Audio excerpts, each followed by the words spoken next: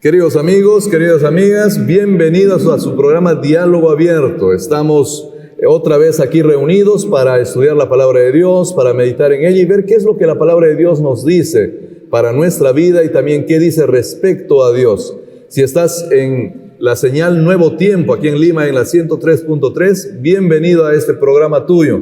Qué bueno que nos estés acompañando. Y si estás por el canal YouTube, comparte el enlace. También déjanos un comentario para saber desde dónde nos miras, para conocerte un poco. Va a ser un gusto poder leer los comentarios que nos dejes. Un gran abrazo de tus amigos de Diálogo Abierto.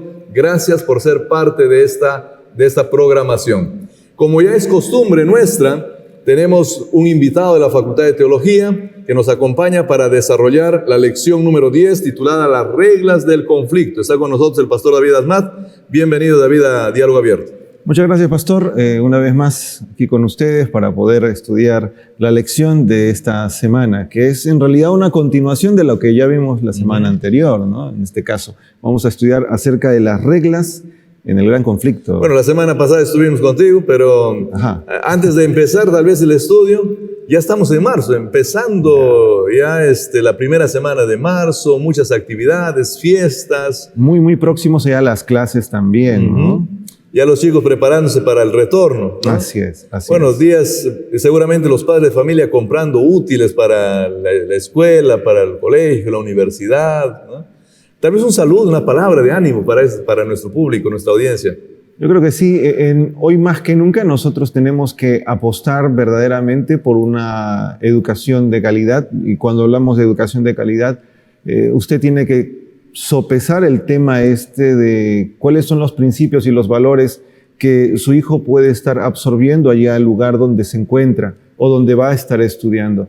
A veces para nosotros es determinante el que ellos puedan crecer conociendo un poco más de forma profunda a Dios, a amar a Dios. Yo les invito a que ustedes en estos días no escatimen, ¿no? Es una inversión mayormente colocar todo lo que se pueda de nuestros esfuerzos, hablando de nuestras energías y también la economía en el cuidado y el crecimiento de nuestros hijos. Sea que ellos estén, pastor, en la secundaria, en la primaria o en la universidad.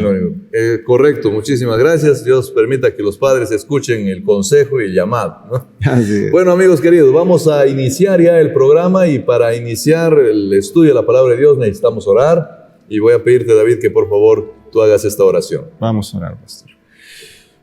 Bondadoso Señor, te damos gracias en esta oportunidad porque tú nos concedes los minutos que tenemos para poder dialogar acerca de tu palabra. Queremos, Señor, profundizar en ella y queremos que tú seas nuestra dirección. Acompáñanos, danos sabiduría, danos entendimiento y permite que las personas que nos escuchen puedan encontrar, querido Dios, en este estudio mayor esperanza. En nombre de Jesús. Amén. Amén. Queridos amigos, estuvimos la semana pasada hablando del conflicto cósmico, ¿no? El gran conflicto, una guerra entre el bien y el mal en la que el ser humano está de por medio. Parece que fuese una guerra sin reglas o una guerra con reglas. ¿De qué se trata esta guerra? Porque ya vimos que hay demonios, hay seres espirituales que están viviendo en este mundo. Pero, ¿hay reglas o no hay reglas en las guerras? Es interesante, ¿no? Sí hay reglas en las guerras y nosotros tal vez si nos circunscribimos un poquito a nuestro ámbito terrenal, nos vamos a dar cuenta de que hay ataques cuando se enfrentan dos naciones que son mucho más impactantes que otros. Digamos, escuché por ahí en algún momento que una de las reglas en la guerra es no arremeter contra los civiles, ¿no? Mantener, digamos, el ataque en sectores donde no se puedan ver afectados niños, instituciones que en realidad tienen que ver con la salud. Y son ciertas cosas que nos permiten pensar que no van a haber excesos, ¿no? Bueno, tampoco, si de pronto en antaño también se escuchaba esto, ¿no? Si alguien se rinde, bueno, no tengo por qué quitarle la vida, lo llevo como rehén y después un intercambio político para recuperarlo. Pero son cosas que la historia nos ha ido pintando, nos ha ido mostrando. Y la pregunta es, ¿esto se suscita también en el gran conflicto, en el conflicto cósmico? La semana pasada estuvimos hablando un poco de esto. Y parece extraño, tal vez este punto jamás se ha comentado, jamás se ha mencionado. ¿Qué reglas hay? ¿En qué consisten?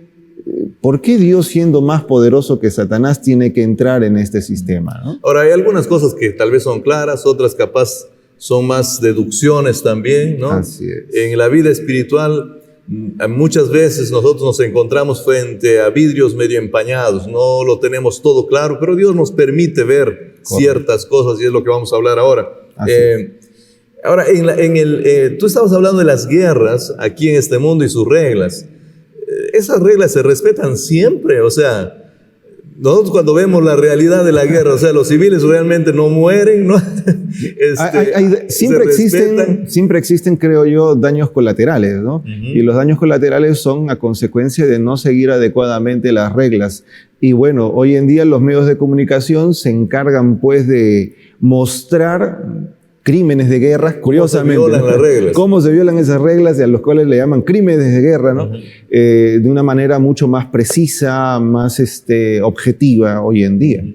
O sea que las reglas están, pero a veces se violan, ¿no? Y va a depender mucho de quién está al frente comandando de la guerra, o por lo menos del lado, ¿no? Porque si hay de un lado alguien que realmente es correcto, capaz va a intentar respetar las reglas. Y si hay otro medio malo, no muy transparente del otro lado, capaz las reglas van a ser violadas con mayor libertad de ese bando, ¿no? En la metáfora, tal vez decir quién es el que tiene por el mango la sartén, ¿no? De alguna forma, siempre ahí da la impresión uno que tiene más capacidades, más poderoso, que de alguna forma embiste o controla un poco más la situación. ¿Sucederá lo mismo aquí? Eso es lo que vamos a ver, es lo que vamos a ver justamente en la lección de esta semana. Creo que va a ser muy importante que te quedes. Leamos el texto central de esta semana. Ahí 1 Juan 3:8 dice, correcto. El que practica el pecado es del diablo, porque el diablo peca desde el principio. Para esto se manifestó el Hijo de Dios, para deshacer las obras del diablo. El Señor Jesús viene para eliminar las obras del enemigo de Dios, para acabar con las obras del enemigo de Dios, pero tiene la libertad absoluta para hacerlo y venir y liquidar todo, o qué es lo que más o menos la Biblia nos indica al respecto. Una de las cosas que nosotros hemos notado ampliamente es que el éxito del enemigo al momento de atacar a los santos de Dios es no mostrarse definidamente como quién es Él. Aún incluso en las guerras en nuestro mundo vamos a darnos cuenta de que los diversos países tienen equipos de ataque camuflado, ¿no? Algunos se ponen una ropa acuática, algunos se ponen una ropa arboleada, otros se pintan y se confunden en medio de la naturaleza y pasan desapercibidos. Viene el enemigo y lo derriban. Aquí sucede algo muy parecido. El enemigo, para que tenga mayor eficacia, no se presenta de la manera en cómo es Él. La semana pasada mencionamos que utiliza instrumentos. Muchos de estos instrumentos podemos terminar siendo nosotros mismos que hacemos caer a otras personas. En el huerto del Edén utilizó a la serpiente, uno de los animales más hermosos, que captó la atención de Eva. Y bueno, el hecho de que hablase sencillamente generó pues un impacto de seducción mayor. Claro. Ahora, el enemigo usa el engaño, usa estas cosas, pero Dios usa todo su poder en esta guerra. Él o está medio limitado. ¿Por qué se limitaría si tendría que limitarse? ¿Por qué no usa todo lo que Él es capaz? Una de las cosas que nosotros estamos observando en esta lección, y parece bastante coherente, es el hecho de que sí es verdad, Dios es trascendente, Dios es poderoso, Dios tiene la capacidad de, tal vez, alguno diría, con un chasquido, solucionar todo el problema del mal. Hay ciertas cosas en las cuales él se ha introducido voluntariamente que lo limitan desde una perspectiva moral. Es decir, él no tiene por qué, él no tiene por qué morar en un santuario para que la gente entienda que existe, pero él lo hace, se pone límite a sí mismo. Él no tiene por qué de alguna u otra forma, digamos, participar en un pacto con el ser humano, pero lo hace porque quiere generar una visualización objetiva de su voluntad para con las personas. Lo que muestra que Dios es un Dios relacional también, ¿no? Así o sea, es. Le interesa estar en relación. No lo necesita, pero le interesa. Lo más interesante es que también nosotros nos damos cuenta, y esto las personas que les gusta estudiar mucho la profecía, es incluso el Señor se circunscribe a tiempos proféticos y también circunscribe a tiempos proféticos al mismo enemigo. Entonces, él voluntariamente se sumerge en esto y de esa forma, pues, se autolimita. Claro, cuando dice 2300 tardes y mañanas, significa que no puede obrar antes de ese tiempo, ¿no? O sea, se limita ese tiempo. Está obrando, tal vez, de una forma distinta de lo que involucraría la parte final o la culminación de lo que implicaría esta profecía. O sea, él mismo se pone sus límites. No siempre lo vemos así, como tú bien dijiste hace un momento. O sea, no siempre lo vemos así. Vemos, la profecía está ahí. Y bueno, si Dios quiere, pues lo hace todo en un día antes, ¿no? O sea, todo lo resume en una semana. Hubiera sido fácil, ¿no? Hubiera sido fácil. Hay gente que incluso pregunta eso, ¿no? Si Dios sabía o sabe las cosas, ¿por qué? Si Dios sabía que Satanás iba a hacer caer a Adán y Eva, ¿por qué los dejó? ¿No? Y ese es otro límite, o sea, el límite del libre albedrío. Claro, está limitado porque le da libertad al ser humano para decidir, no puede forzar al ser humano a hacer lo que él quiere, ¿no?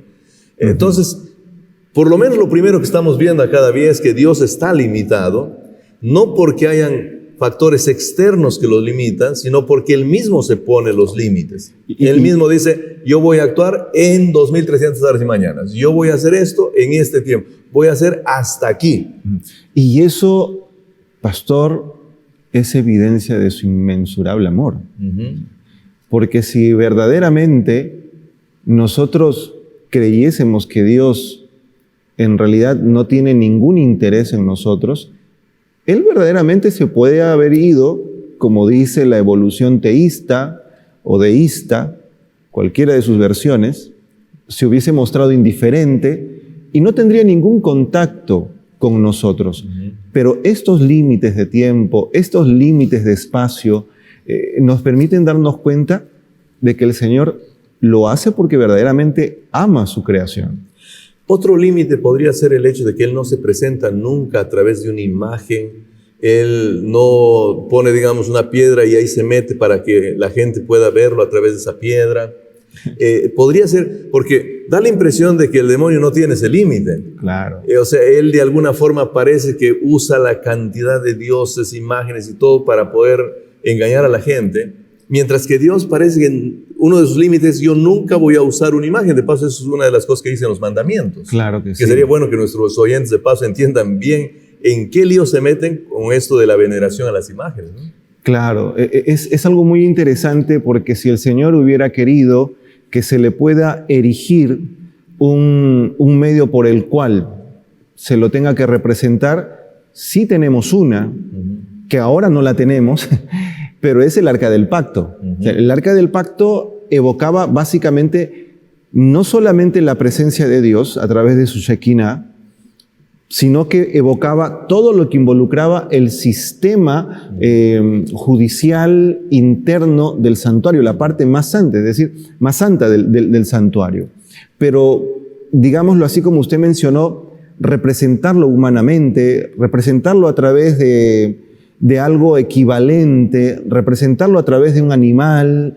El Señor muchas veces esto lo ha reprobado. Incluso el mandamiento dice que no te hagas imagen ni de lo que está en el cielo, ni de lo que está en la tierra, ni lo que está en las aguas. Y esto es interesante porque muchas veces nosotros podemos observar en la historia bíblica que uno de los más grandes problemas que causó la caída del pueblo hebreo es que se distorsionaban respecto a su adoración a Dios, tomando cosas que la cultura les ofrecía.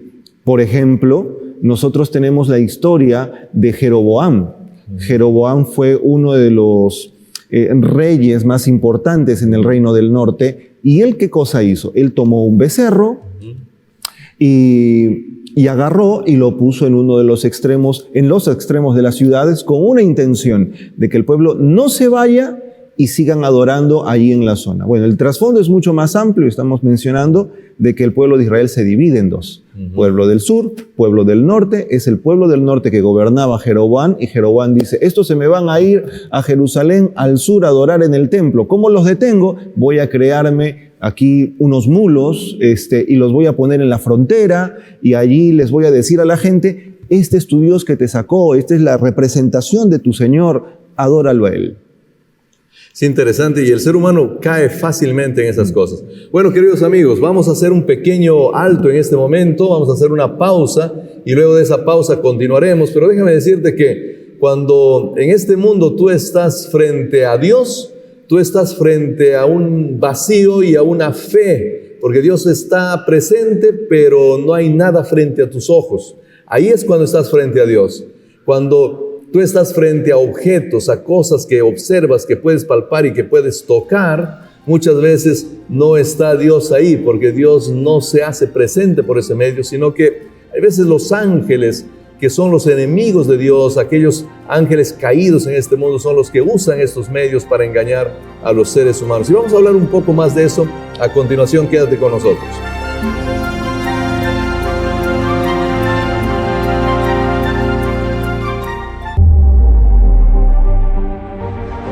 En un universo lleno de posibilidades visuales e infinita creatividad, con cada imagen que captures, con cada historia que narres, llevarás el arte de las comunicaciones a un nuevo nivel de expresión. Estudia Comunicación Audiovisual y Medios Interactivos. En la UPU, construimos tu mejor versión. Unirás al mundo con la verdad a través de cada palabra y cada historia impactante. Más que comunicar, tu voz desafiará injusticias, trazando un rumbo hacia la comprensión. Tu voz tiene el poder de cambiar el mundo. Estudia Comunicación y Periodismo. En la UPU, construimos tu mejor versión. Crearás mensajes que toquen el corazón con cada estrategia e idea inspiradora. Más allá de vender, tus ideas influirán y generarán cambios. Es hora de que tus ideas impacten al mundo. Estudia Comunicación y Publicidad. En la UPU, construimos tu mejor versión.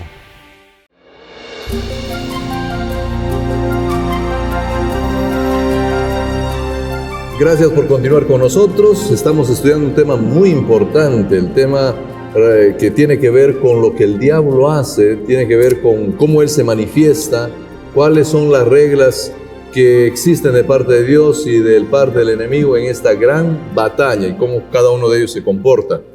¿Cómo la Biblia identifica al enemigo de Dios en esta guerra? ¿Qué es lo que la Biblia dice sobre qué es lo que él hace? ¿Cómo se comporta? ¿Quién es él en la Biblia? Bueno, en la Biblia, cuando nosotros, por ejemplo, nos vamos a Apocalipsis, el capítulo 12, encontramos que él es presentado como el diablo, la serpiente antigua.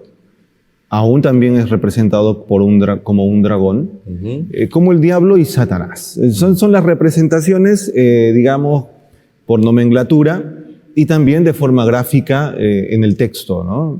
Así es como se lo presenta. Y también nosotros nos damos cuenta o podemos observar en el libro de Apocalipsis que el diablo también es presentado como que tiene una conducta deliberada, valga la aclaración, de generar siempre o constantemente un daño para aquellos que deciden buscar a Dios. Para hacer ese daño, ¿qué es lo que hace? Va directamente él en contra de las personas, usa instrumentos. ¿Cómo obra él? Bueno, esto lo mencionamos hace un momento, pero habíamos mencionado que él no va directamente. Él utiliza todo tipo de recursos. Hoy en día, ok, vamos a pensar que no necesariamente son humanos, aunque son humanos los que generan estas cosas. Él puede utilizar la música, ¿no? Él puede utilizar los programas televisivos, las películas, puede utilizar estos medios para comenzar a formar ideas, conceptos en las mentes de las personas. Puede utilizar también religiones, filosofías, para poder llegar a las personas y saciar su deseo de querer tener una experiencia espiritual. Algo que en estos últimos años ha comenzado a manifestarse de manera muy intensa. Es decir, la gente tiene necesidad de adorar a. Y él lo sabe. Él sabe que tiene poco tiempo y sabe que tiene que generar una argucia. Casualmente, Cristo en los evangelios menciona de que el enemigo, sabiendo que tiene poco tiempo, viene y procura engañar, si fuera posible, aún a los escogidos, y toma lugar, por ejemplo, de Cristo, toma lugar de profetas, y que va obviamente a generar un impacto en las personas que, si no leyeron la Escritura, no tienen una cultura de leer la Biblia, se van a ver seducidas y engañadas rápidamente. Ok, en el libro de Apocalipsis, tú mencionaste algo hace un momento, uno de los nombres con los que se les conoce al enemigo es el dragón, ¿no? Correcto. Dijiste la serpiente antigua, el dragón, el diablo, Satanás. En el capítulo 13 se dice que este dragón, ¿no? Estoy leyendo ahí el versículo 2, 3, este dragón usa una bestia que tiene 7 cabezas, tiene 10 cuernos, le da aliento, le hace vivir, porque la bestia resulta que también es herida, pero parece que la cura, ¿no? Y entonces hace que la gente adore a esta bestia, y luego dice ahí el texto del 4 que en realidad al adorar a esa bestia, él se siente feliz porque lo están adorando a él, ¿no? Entonces, pero él no se presenta de forma directa, sino que parece que usa una bestia. Es interesante que ahí mismo, en ese mismo capítulo, también a partir del versículo 11, se habla de un cordero, pero que parece que está poseído por el dragón, porque cuando abre la boca, habla con la voz del dragón, con la mentalidad del dragón. Parece un corderito hermoso, pero resulta que hay un dragón dentro, ¿no? Entonces, y el dragón, como tú bien decías, es el diablo. Entonces, tomando en cuenta esto que presenta el libro de Apocalipsis, David, ¿cuál es la estrategia? ¿Qué hace el diablo para engañar a la gente, para llevarla a que lo adoren a él? Porque parece que no lo hace de forma directa, ¿no?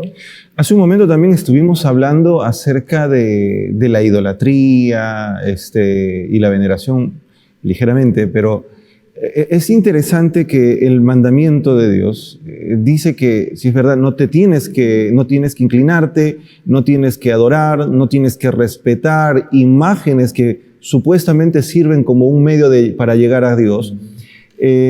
Fíjate lo que dice el capítulo 32 del libro de Deuteronomio, el versículo 17. Dice, sacrificaron a los demonios y no a Dios, a dioses que no habían conocido, dioses nuevos venidos de cerca, que sus padres nunca veneraron. Y es interesante que también utiliza la palabra veneraron, ¿no? A veces alguien dice, no, yo tengo mi imagen, no la adoro, pero la venero. Fíjate que el texto bíblico no hace ninguna diferencia al respecto, pero lo más crudo de esto es que el Señor mismo dice aquí, y después Pablo también lo va a confirmar en 1 Corintios 10, el capítulo 10, versículo 20, que no es que estés adorando una imagen. O venerando la imagen. O venerando una imagen. En realidad tú estás adorando, en ese pequeño o microadoración, estás adorando al diablo, estás adorando un demonio. Y eso no lo estoy diciendo yo, el texto lo dice de manera muy, pero muy explícita. Ahora, volvemos al capítulo 13. En el capítulo 13 encontramos que casualmente inicia presentando a una bestia, la cual va a recibir un poder.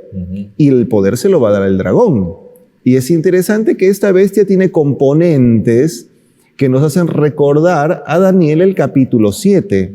Y en Daniel el capítulo 7, estos componentes de león que tiene esta bestia de Apocalipsis 13, que tiene un componente de leopardo, que tiene un componente de oso, nos llama a pensar de que esta bestia también tiene una naturaleza religiosa, hasta política también, y que está asociada, tiene, vamos a decir, está cargada de un virus de lo que vinieron dejando Babilonia, Medo-Persia y Grecia. Es como el acumulado final. Es como un acumulado final. Podemos tener allí, si nos ponemos a pensar un poquito, entre espiritismo, entre filosofía atea, etcétera, etcétera. Bueno, y ahí lo que hay que hacer es un poquito ver qué es lo que surge después de todo eso como acumulado final para darnos cuenta de qué se trata. Correcto, pero es interesante que la profecía lo pone acá.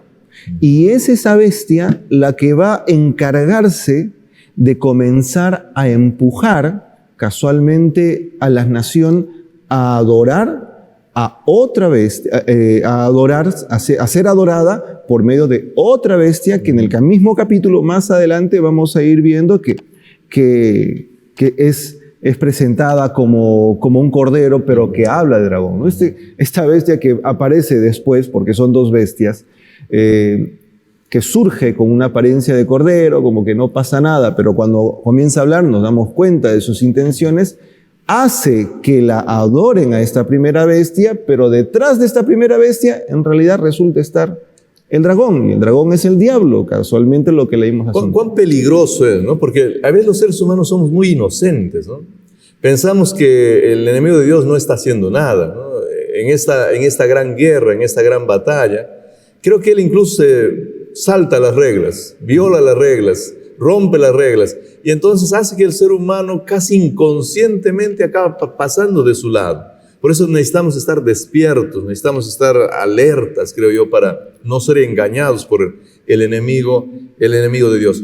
Bueno, quisiéramos hablar de este tema muchísimo, pero en la Biblia hay otro caso interesante en el que el diablo también entra en juego, es el caso de Job. Entonces, ¿qué lecciones podemos aprender ahí sobre estas reglas y cómo se cumplen y cómo se rompen, tal vez, en medio de esta gran guerra, ¿no? Claro, lo que hace el libro de Job en el capítulo 1 es describirnos de manera, digamos, sutil, que ya existían reglas. Porque cuando se da este concilio en el cielo, viene Satanás representando a la tierra frente a otros seres creados de otros mundos. Sucede algo, ¿no? Hay un diálogo que no es simplemente un diálogo, es como un intercambio de palabras entre Dios y Lucifer. Porque el Señor, una de las cosas primeras que le dice, bueno, ¿no has visto a Job? Y la respuesta inmediata, reactiva de Satanás es, aquel al que tú le das todo y por eso te adora. ¿No? Ya comienza la calumnia, comienza de pronto la mentira y comienza de pronto el cinismo. Entonces, nos damos cuenta de que en estas declaraciones, pastor, hay elementos, digamos, sutiles que nos van diciendo si hay reglas. ¿Por qué? Porque el diablo sabe que el Señor protege a los suyos. Los cerca, es verdad, los protege. El diablo sabe que de alguna forma no puede tocar la vida de las personas, de los hijos de Dios, a menos que estas personas se hayan puesto de su lado al 100%. Se hayan puesto de su lado, ¿no? Al 100%. Pero él sabe, él sabe, y él comienza a apelar, ¿no? Él sabe que no puede afectar directamente la salud de las personas, pero él sabe que puede utilizar otros recursos para esto. Él sabe. Entonces, él sabe que no puede afectar su entorno más próximo, porque ahí donde está el Hijo de Dios también hay bendición, hay una cierta protección. Pero él sabe. Esta historia nos va diciendo de que aunque usted no lo haya notado, el Señor sí ha puesto límites a Satanás, le ha puesto reglas a él para que usted no sea afectado. Bueno, no es el tema de esta lección, David. Creo que hemos visto eso en lecciones pasadas un poquito, pero ¿por qué el Señor pues le da algunos permisos al diablo, ¿no? Porque nuestros oyentes deben estar ahorita pensando en eso, diciendo, pero si el Señor es el que le da el permiso, simplemente tiene que decirle, no te doy ningún permiso, y acabó, ¿no? Y a él no puede hacer nada y ahí todos vivimos felices, ¿no? Pero vemos en la experiencia de Job que parece que eso no ocurre, sino que parece que Dios también está un poco presionado, no sé, obligado por sus propias reglas tal vez, no sé, pero en esta guerra él tampoco está, digamos, en la condición de decir, no, aquí no te me metas para nada. O sea, parece que de alguna forma el diablo también tiene cierta injerencia, ¿no? Claro. Es interesante, pastor, porque nosotros nos damos cuenta de que si es verdad, el Señor parece haberle dado ciertas prerrogativas al enemigo, es porque lo que tenemos en este caso, en este cuadro, en realidad viene a ser la participación de Dios de una forma en la que el enemigo pueda no seguirle levantando más peros o cuestionamientos a su carácter y a su ley. Porque una de las cosas que el enemigo hace e hizo en el cielo fue cuestionar su ley, cuestionar la libertad. Y aquí viene la otra limitación, digamos, en la que el Señor mismo se pone. Si el Señor agarra y dice y cancela rápidamente a Satanás, lo encierra, no le da ninguna potestad, entonces él estaría confirmando tal vez para el universo entero de que sí es autoritario, de que sí de alguna u otra manera lo que él está diciendo es verdad. Generaría mucha más duda. Le estaría diciendo a la raza humana, por otro lado, mira, ¿sabes qué? Tú me perteneces y tú solamente vas a hacer lo que te voy a decir. No vas a tener chance de escuchar a nadie más. No tienes chance. Es, en otras palabras, no tienes libertad de escoger.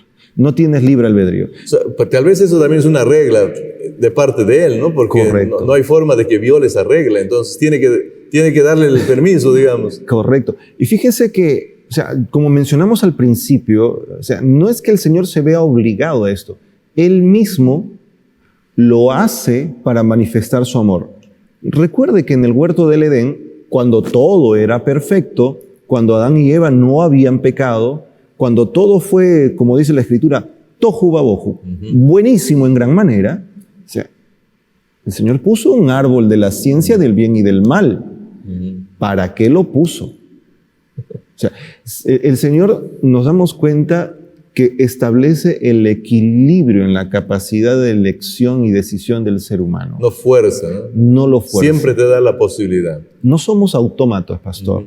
No somos seres humanos que estemos programados o condicionados a querer o amar a alguien simplemente por temor o porque alguien nos puso algo en la cabeza. El Señor nos da esa libertad para poder acercarnos a Él y amarlo de verdad, de manera muy sincera. Pero esto es algo que el enemigo no hace. El enemigo nos coerciona. El otro día, y esto capaz que muchos lo han visto, ¿no?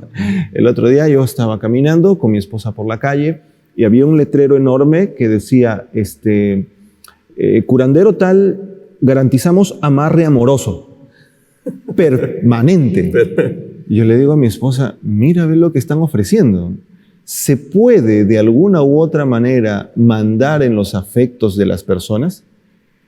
Si eso fuese real, entonces Dios lo hubiera hecho hace mucho, pero en su inmensa misericordia y amor, sencillamente Él nos ha dado la posibilidad de amarlo o no amarlo, de salvarnos o perdernos. Al final, la decisión en ese punto es nuestra. Pero el enemigo nos seduce con las cosas que a nosotros parecen gustarnos, que nos parecen encantar, que parecen suplir ciertas necesidades, y nos lleva a tomar rutas, senderos que no tienen nada que ver con lo que Dios ha prometido. Violenta también nuestra libertad, yo creo, y produce amarres. Correcto. Violentando la libertad de los seres humanos, ¿no? Hace un momento usted dijo, pero también puede ser que hace trampa. Esa es su manera de hacer trampa.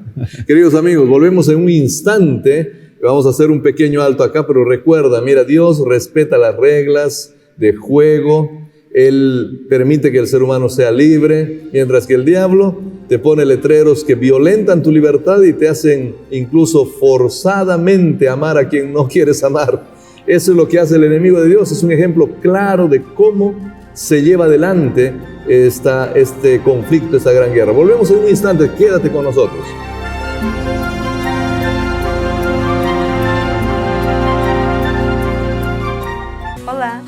es Laura, soy de Brasil y hoy estudio Ciencias de la Comunicación.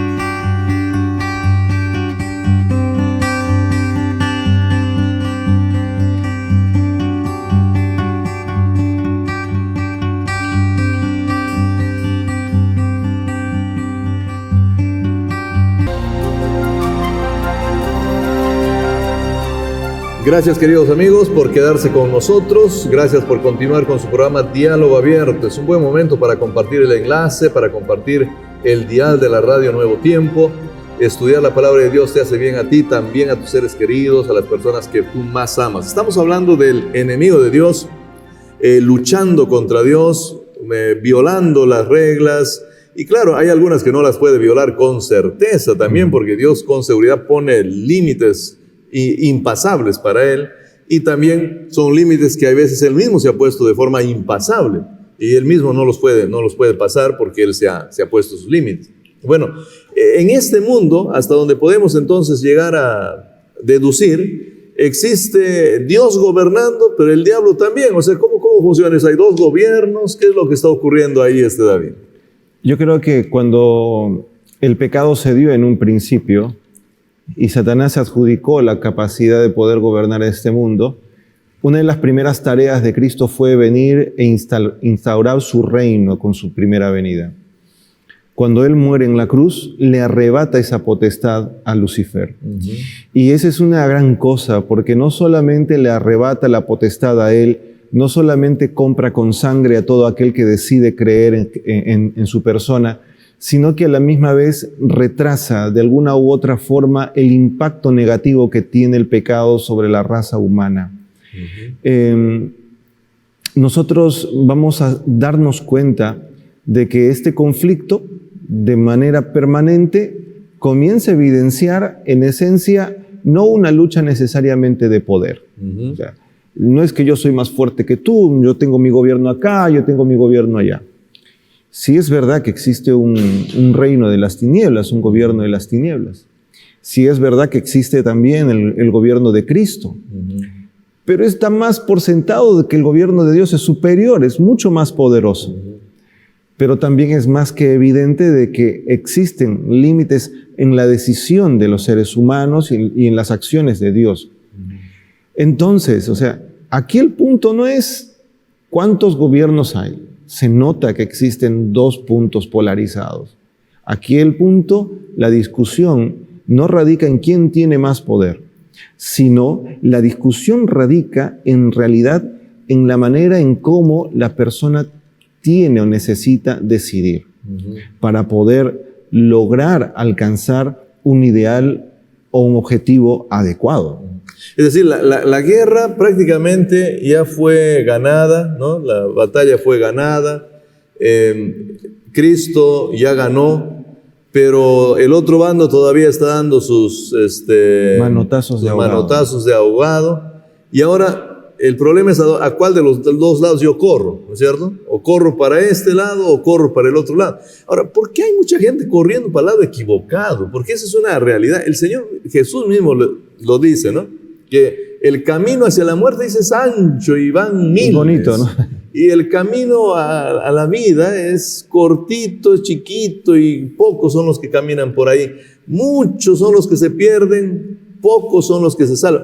¿Por qué, si esto es tan claro en la Biblia, por qué la gente corre para la muerte y no corre para la vida? Hay una tendencia natural a buscar lo malo. Y el enemigo lo sabe. Es casualmente el pecado inserto en la vida de la persona que le hace generar una mayor tendencia. El apóstol Pablo dice algo muy contundente, ¿no? Yo tengo pensamientos buenos, de querer hacer cosas buenas, pero mi cuerpo, mi carne, me hace hacer cosas malas, ¿no? Y eso demuestra la lucha que existe en el ser humano, la lucha moral que existe. Una lucha que solamente se puede sacar adelante si la persona alimenta profundamente su naturaleza espiritual. Si nosotros no alimentamos nuestra naturaleza espiritual y solamente alimentamos nuestra naturaleza carnal, en realidad siempre vamos a correr, como usted dice, hacia ese sector que parece cómodo, que parece agradable, que parece el mejor, que parece satisfactorio, pero en realidad no nos damos cuenta que estamos comenzando a vivir completamente lejos de Dios. Hace un instante, nosotros hablábamos de cómo es que el enemigo logra estos fines y mencionamos que él lo hace a través de todos los medios habidos y por haber. Estaba leyendo hace un momento un libro muy interesante que decía que nosotros, dice, recibimos estimulación incluso hasta de los aparatos electrónicos. Estas aplicaciones que tenemos que salen de pronto likes cuando uno agarra, gana algo, o el Facebook mismo cuando uno agarra y ve que alguien le puso un like cuando usted posteó algo, el mismo Instagram, dice que generan una satisfacción en la persona y el enemigo lo sabe. Ahora, puede funcionar para cosa buena, pero también puede funcionar para cosa mala. No todo lo que existe en el Internet es malo, pero hay mucha más cosa mala que buena.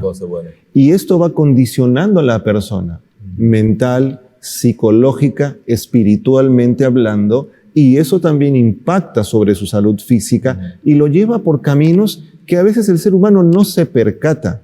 Y cuando se da cuenta, sencillamente está completamente perdido, está completamente lleno de incredulidad, está completamente lleno de dudas y con una fe completamente relativa. Un par de cosas para cerrar, David, porque el tiempo ya nos ganó, pero en un minuto capaz puedes resumir, ¿no? Mencionaste algo de la parte espiritual y la parte física.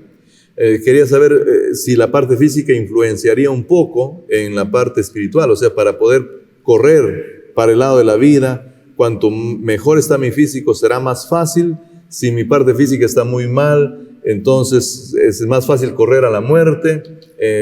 La parte física tiene algún tipo de influencia, ¿no? Tú eres un hombre especialista en salud, trabajas mucho con la salud, aun cuando también eres especialista en Antiguo Testamento, pero te gusta mucho el área de la salud. Entonces quisiera eso. Y lo otro con lo que me gustaría que cierres también es un pequeño resumen, tal vez algunas ideas sobre las reglas de este conflicto. Okay. Marcos el capítulo 6, versículo 5, tal vez nos puede retratar un poco esto.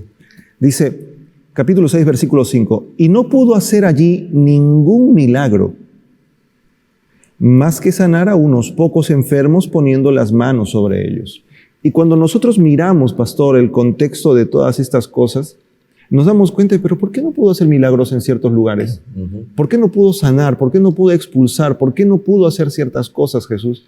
Existe una limitante, y la limitante es la voluntad humana, la fe, la oración, la credulidad. La incredulidad generó ciertos límites también a Cristo en su ministerio. Cristo tuvo mucho éxito en ciertos lugares, pero también tuvo poco éxito en algunos otros. Sea que haya sido su lugar donde nació, o sea que haya sido cualquier otro lugar donde la gente no creía en él. Recordemos lo que sucedió con los gadarenos, ¿no? Los endemoniados gadarenos, cuando de pronto el Señor hizo que los demonios se vayan en los cerdos, y la población dijo, no te queremos, no te queremos. Lo expulsaron. Ahora, ¿existen reglas? Sí, a manera de resumen lo que usted me pidió. ¿Cuáles son algunas de esas reglas? En primer lugar, el enemigo no puede tocar la vida de un hijo de Dios. Está limitado. El enemigo no puede tocar la salud. Pero pastor, ¿yo por qué estoy enfermo si estoy en la iglesia? Y aquí viene el otro aspecto. Muchas veces nosotros le echamos la culpa al enemigo o le echamos la culpa a Dios de las enfermedades que nos aquejan cuando nosotros mismos no gozamos de un estilo de vida adecuado. Nosotros mismos nos hacemos daño. Pero el Señor nos ha dado en su palabra cómo debemos nosotros cuidarnos. Y eso limita la enfermedad, limita el mal creado en ese sentido para que nosotros no suframos. ¿Qué otro límite o qué otras reglas existen? El enemigo tiene poco tiempo. O se mueve en función al tiempo que el Señor le ha dado. ¿Qué otra cosa? Tiene un espacio de acción limitado. Él no puede salir de este mundo. Él está circunscrito a este mundo. Este mundo es su lugar de acción. Obviamente nosotros lo sufrimos, pero el simple hecho de que Él ya esté aquí no permite que el virus se siga expandiendo. ¿Qué otra regla existe? La libertad, el libre albedrío. Y nosotros tenemos esa libertad para escoger. El Señor está, digámoslo así, condicionado a lo que usted y yo podamos decidir. Y por último, el Señor está condicionado al pacto que hizo con nosotros. Bueno, si tú me eres fiel, yo te voy a bendecir y te voy a proteger y te voy a dar todos los cuidados. Si tú no me eres fiel, tú no estás conmigo, no puedo hacer mucho. Y eso nosotros lo observamos en muchas partes del Antiguo y Nuevo Testamento. Muchas gracias, David. Gracias por estar con nosotros. Queridos amigos, estamos cerrando el programa. Recuerda que en este gran conflicto existen reglas, ¿no? Viene una a mi mente. Me parece que una de las grandes reglas es la no posibilidad de demostrar la existencia de los seres que están en guerra. En este mundo se nos hace imposible demostrar la existencia de Dios. Claro, por la fe nosotros creemos que Él existe, pero no hay forma de llevarlo a un laboratorio. ¿Cuántos quisieran sacar un pedazo de la ropa, del ADN y decir, acá está, lo demostramos? Lo mismo ocurre con el diablo, por eso es que hay gente que no cree en estos seres, pero son reales, existen. Y parece que una de las reglas es, mira, no podemos demostrar nuestra existencia en medio de esta guerra. Bueno, que Dios pueda ayudarte a ti a entender que estás en medio de este conflicto y que estás en medio de una cantidad de normas y reglas que no conocemos todas ellas. Algunas podemos más o menos visualizarlas, otras tal vez no las sabemos. Lo cierto es que tú puedes decidir por la vida, decidir por el Señor, decidir por la victoria y gozar de la salvación que Él te ofrece.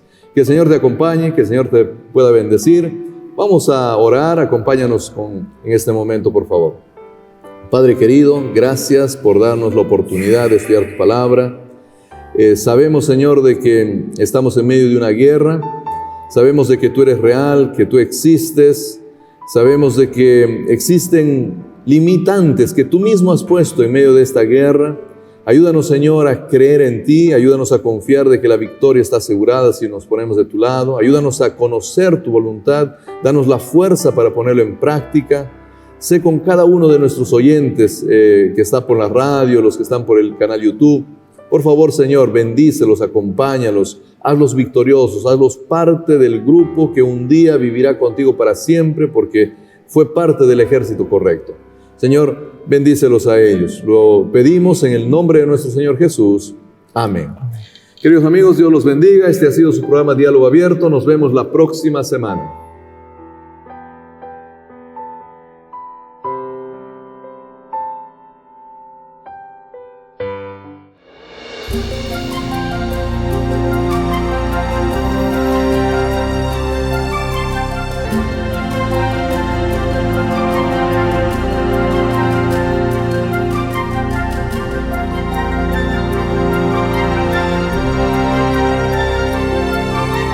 Dios.